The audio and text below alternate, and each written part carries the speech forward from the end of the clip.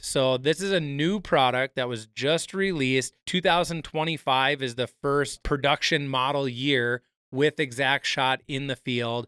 We here at RDO Equipment, we got the opportunity to partner with John Deere testing ExactShot prior to its public launch. So we got to learn a lot about the system, how it benefits the customer, how we can maintain yield by reducing our fertilizer inputs. So it's a really cool system. With ExactShot, the biggest differences are the plumbing and where our electric solenoids are placed within the system. So I talked about the hydraulically driven pump. Same pump on ExactRate, same pump on ExactShot. Now we go to our stainless steel boom or plumbing across the top of the planter. That's the same. The difference is that we no longer have the ExactApply nozzle bodies on that stainless steel boom. It is now just a wet boom supplying the rest of the system. So we get rid of those nozzle bodies, and we are actually placing a nozzle body on each individual row down in the furrow. And each one of those nozzle bodies has its own solenoid to control the pulse width modulation. So that's the biggest difference between the ExactRate and the ExactShot. Now there's some use case differences between them. ExactShot is for in-furrow only. This is meant to be dosing fertilizer right on the seed. So ExactShot is not capable of having that 2x2 configuration.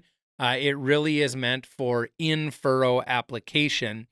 And when we do that, what we're doing, if you think about a continuous stream of fertilizer at, say, 5 gallons per acre, what we're doing is we're just shutting off the fertilizer flow in between the seeds. So the seed itself is still getting the same concentration of fertilizer if we were to be doing a continuous stream of 5 gallons per acre, but we're going to turn off that nozzle body in between each seed.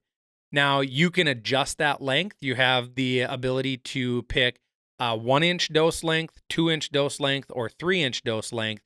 And when I say dose length, I'm talking about the amount of fertilizer that's being put on and around the seed. So are we putting 1 inch over the top of the seed, 2 inch over the top of the seed, or 3 inches over top of the seed? That's going to play a factor in the cost savings that you're going to see with ExactShot.